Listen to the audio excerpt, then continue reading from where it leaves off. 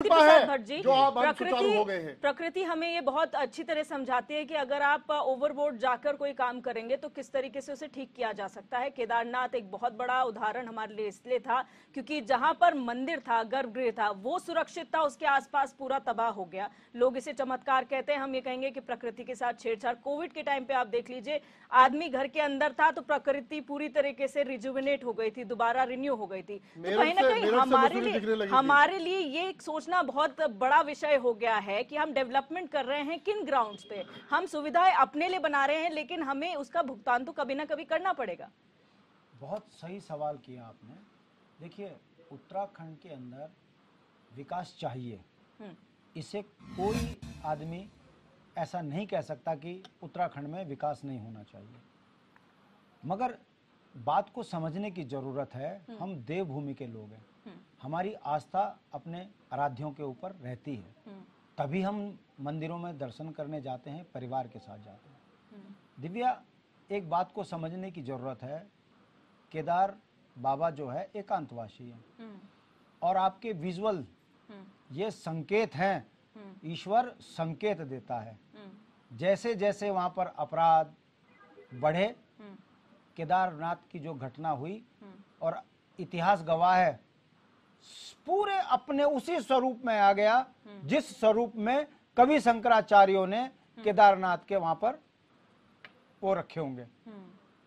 आप देखिए, ये विजुअल बता रहे हैं कि केदार का मतलब संस्कृत में शायद वही होता है, दलदल कीचड़ हो गया।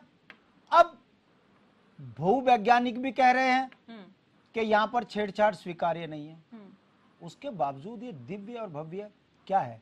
क्या ये आस्था पर चोट नहीं है? ये मेरा सवाल करना। और मैं आपको फिर बता दूं कि अभी जुलाई में आप देखेंगे बद्रीनाथ के अंदर कोई बहुत बड़ा हादसा ना हो जाए, हे ईश्वर। कारण आप वहां पे भी खोदने लग गए, मकान लटके हैं 1-1 फुट। रोज फोन आते हैं कि भाई साहब बद्रीनाथ को उधेड़ के फेंक दिया इन सरकारों ने। कारण फिर वही, ये पूंजीपति सत्ता में बैठ गए हैं। पैसा खाने का सबसे बढ़िया तरीका है 2000 करोड़ इस कार्य के लिए हुआ काम, ग्राउंड पे 1 करोड़ लगता है और 100 करोड़ खाए जा रहे हैं। उसका परिणाम यह है कि देखिए, मैं सनातनी हूं, मैं संकेतों को समझ रहा हूं। ईश्वर ने बद्रीनाथ में संकेत, केदारनाथ में संकेत दिया कि आप छेड़छाड़ करोगे तो लो नतीजा। दूसरा संकेत आपको मैं बता दूं, 750 करोड़ रुपए की आपने उज्जैन में महाकाल की छाती के ऊपर जो है बड़े बड़े शिव की वो लगा दी, गिर गई, एक आंधी नहीं झेल पाई।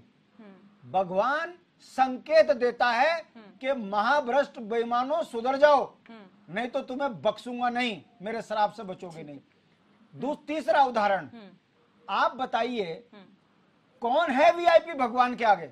जिसने भगवा पहन लिया वो साक्षात ईश्वर का रूप है। आप उसको भी कह रहे हो कि वीआईपी को पहले जाएंगे, तुम्हारा वीआईपी पास नहीं, अंदर नहीं आओगे। समझ सकते हो ना दिव्या कि कहानी कहां जा रही है? एक व्यक्ति जिसको इस समय सत्ताधीश बनाया हुआ है सत्ता जनता ने, वो भगवान से बड़ा हो गया। आपकी बाइट में 2 बड़े नेताओं से लेकर प्रवक्ता तक मोदी जी ने ऐसा किया, इसका मतलब आप महिमा मंडल भगवान के आगे उनका कर रहे हो।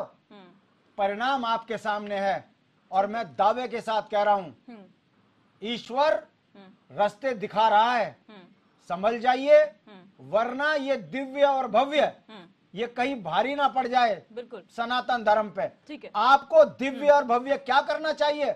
अगर लाखों श्रद्धालु आ रहे हैं तो जाकर देखिए, दूध के लिए बच्चे तरस रहे हैं, 8-8 घंटे सड़कों पे गाड़ियों में लेट रहे हैं। ये आपका दिव्य और भव्य चेहरा जनता देख रही है। 10 साल में आपने एक बेईमान पे कार्रवाई नहीं करी, ये आपका दिव्य और भव्य चेहरा दिख रहा है। आपके मंदिरों के सामानों में आपके ऊपर आरोप लग रहे हैं, आपका ये दिव्य और भव्य चेहरा दिख रहा है। इससे पता चलता है कि आप खाली नारों में दिव्य भव्य कहकर जो घोटाले और रास्ता पे चोट मार रहे हो, इससे आप बचोगे नहीं। उज्जैन में संकेत मिला, केदार में संकेत मिला, उसके बावजूद भी आप जैसे भ्रष्ट राजनीतिक बेईमान मंदिरों में भी लूट मचा रहे हो, ये आपके आने वाली पीढ़ी के लिए बहुत बड़ा खतरा खड़ा होगा। ये मैं आपको चुनौती के साथ कह रहा हूँ। और जो दिव्य और भव्य कह रहे हैं, ये बद्रीनाथ में यदि कोई घटना घटेगी तो ये दिव्य और भव्य ही इसके दोषी होंगे। बिल्कुल, समय कम है इसलिए मैं बहुत शॉर्ट में सबसे फाइनल कमेंट लूंगी। सबसे पहले जय सिंह रावत जी,